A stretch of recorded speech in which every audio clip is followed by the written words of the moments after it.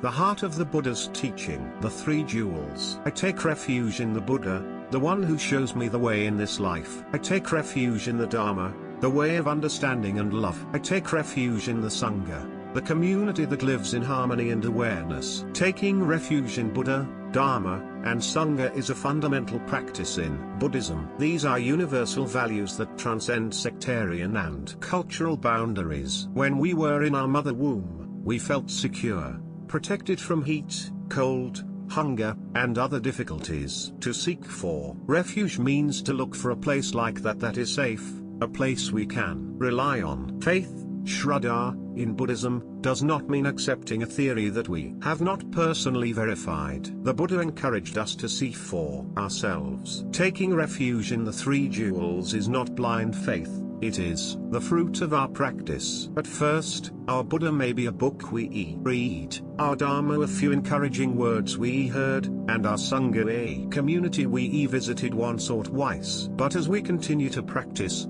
the Buddha, the Dharma, and the Sangha reveal themselves to us more fully. Faith is important for all religions. Some people say, if we believe in God and it turns out that He does exist, we'll be safe. And if He doesn't, we won't have lost anything. Theologians speak of leap of faith, like a child jumping off the table into the arms of his father. The child is not 100% sure his father will catch him, but he has enough faith to jump. In Buddhism, our faith is concrete, not blind, not a leap. It is formed by our own insight and experience. When we take refuge in the Buddha, we express trust in our capacity to walk in the direction of beauty, truth, and deep understanding, based on our experience of the efficacy of the practice. When we take refuge in the Dharma, we enter the path of transformation, the path to end suffering. When we take refuge in the Sangha, we focus our energies on building a community that dwells in mindfulness, harmony,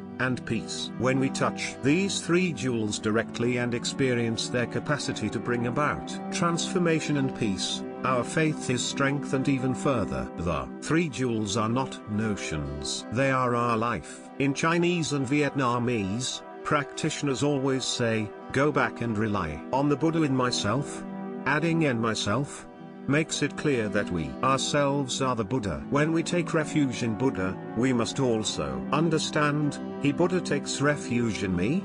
Without the second part, the first is not complete. There is a verse we can recite when planting trees and other plants. I entrust myself to earth. Earth entrusts herself to me. I entrust myself to Buddha. Buddha entrusts herself to me. To plant a seed or a seedling is to entrust it to the earth. The plant will live or die because of the earth, but the earth also entrusts herself to the plant. Each leaf that falls down and decomposes will help the soil be alive. When we take refuge in the Buddha, we entrust ourselves to the soil of understanding, and the Buddha entrusts himself or herself to us for understanding, love, and compassion to be alive in the world. Whenever I hear someone recite, take refuge in the Buddha, I also hear, He Buddha takes refuge in me. Going back, taking refuge in the Buddha in myself, I vow, together with all beings, to realize the great way in order to give rise to the highest mind,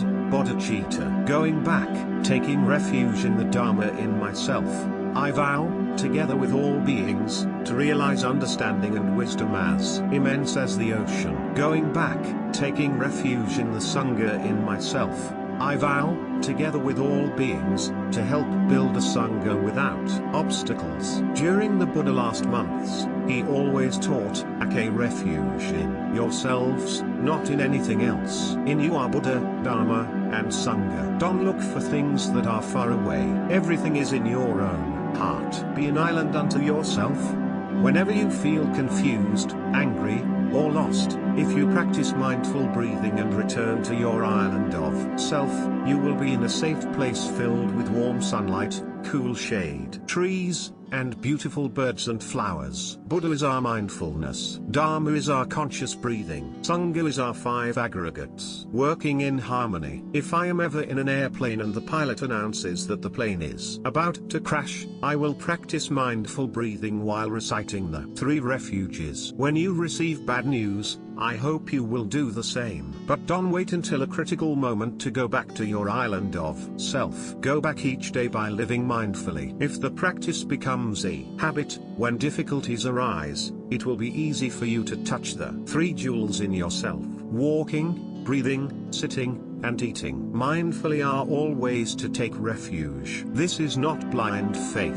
It is faith based on your real experience. Dharma books and tapes are valuable, but the true Dharma is revealed through our life and our practice. Whenever the Four Noble Truths and the Noble Eightfold Path are practiced, the living Dharma is there. There are said to be 84,000 Dharma doors. Sitting meditation is one door, and walking meditation is another. To take refuge in the Dharma is to choose the doors that are most appropriate for us. Dharma is great. Compassion, understanding, and love. To realize these qualities, we need a Sangha. Sangha is the fourfold community of monks, nuns, laymen, and laywomen, as well as the other elements that support our practice, our cushion, our walking meditation path, the trees, the sky, and the flowers. In my country, we say that when a tiger leaves his mountain and goes to the lowlands, he will be caught by humans and killed. When a practitioner leaves her Sangha, she may abandon her practice and as a practitioner, practicing with a Sangha is essential. Even if we have a deep appreciation for the practice, it can be difficult to continue without the support of friends. It is well worth investing in a Sangha. If you sow seeds in arid land, few seeds will sprout. But if you select a fertile field and invest your wonderful seeds in it, the harvest will be bountiful. Building a Sangha. Supporting a Sangha, being with a Sangha, receiving the support and guidance of a Sangha is the practice. We have individual eyes and Sangha eyes. When a Sangha shines its light on our personal views, we see more clearly. In the Sangha, we fall into negative habit patterns. Stick to your Sangha. Take refuge in the Sangha, and you will have the wisdom and support you need. When members of a Sangha live in harmony, their Sangha is holy. Don't think that holiness is only for the Pope or the Dalai Lama. Holiness is also within you and within your Sangha. When a community sits, breathes, walks, and eats together in mindfulness, holiness is there. When you build a Sangha that has happiness, joy, and peace, you will see the element of holiness in the Sangha. King Prasenajit, a close friend and disciple of the Buddha, told the Lord, "When I look at the Sangha, I have faith in the Buddha and the Dharma."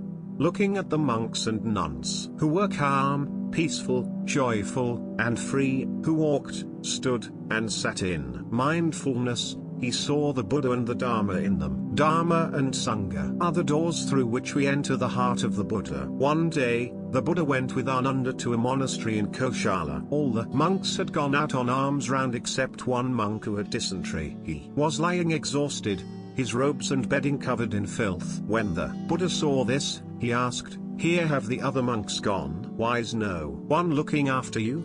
The unwell monk replied, All my brothers have gone out on alms round. At first, they looked after me, but when I was getting no better, I told them I would look after myself."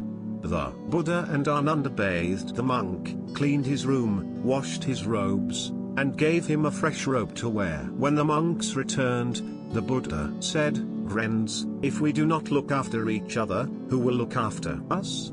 When you look after each other, you are looking after the Tathagata." There are true jewels and jewels that are not authentic. If someone gives spiritual teachings that contradict the three seals of impermanence, non-self, and nirvana, that is not authentic Dharma. When a community has mindfulness, peace, joy, and liberation, it is a true Sangha. A Sangha that does not practice mindfulness and is not free, peaceful, or joyful cannot be called a true Sangha. The Buddha also can be true or false. In the Diamond Sutra, the Buddha says, "If you look for me in forms and sounds, you will never see the Tathagata." Looking into any of the three jewels, you see the other two, Buddha, Dharma, and Sangha in Terra. If you look after the Sangha, you are looking after the Buddha. When your Sangha is happy and advancing in the practice, the holiness of the Sangha increases, and the presence of the true Buddha and true Dharma become clearer. When you walk in mindfulness,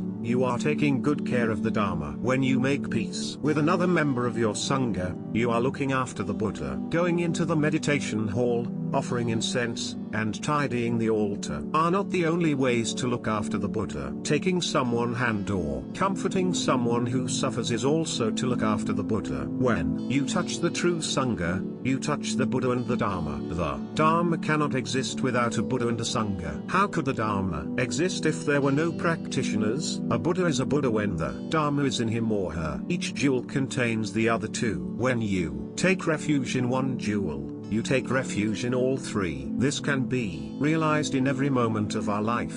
Traditionally, we chant the three refuges 3 times. During the first recitation, we turn in the direction of greater mindfulness, understanding, and love. During the second recitation, we begin to embody the 3 jewels. When we recite the third time, we vow to help others realize the way of understanding and love and become a source of peace. Our problems today are no longer as simple as those encountered by the Buddha. In the 21st century, we will have to practice meditation collectively, as a family, a city, a nation, and a community of nations. The Buddha of the 21st century, Maitreya, the Buddha of love, may well be a community rather than an individual. Sanghas that practice loving kindness and compassion are the Buddha we need. We can prepare the ground for bringing that Buddha to life, for our sake, and for the sake of countless others, by transforming our own suffering and cultivating the art of Sangha building. It is the most important work we can do. Buddha is the teacher showing the way, the perfectly awakened one, beautifully seated, peaceful and smiling, the living source of understanding and compassion. Dharma is the clear path, leading us out of ignorance, bringing us back to an awakened life. Sangha is the beautiful community that practices joy, realizing liberation, bringing peace and happiness to life. I take refuge in the Buddha, the one who shows me the way in this life. I take refuge in the Dharma, the way of understanding and of love. I take refuge in the Sangha, the community that lives in harmony and awareness. Dwelling in the refuge of Buddha, I see clearly the path of light and beauty in the world. Dwelling in the refuge of Dharma, I learn to open many doors on the path of transformation. Dwelling in the refuge of Sangha, I am supported by its shining light that keeps my practice free of obstacles. Taking refuge in the Buddha in myself, I aspire to help all people recognize their own awakened nature and realize the mind of love.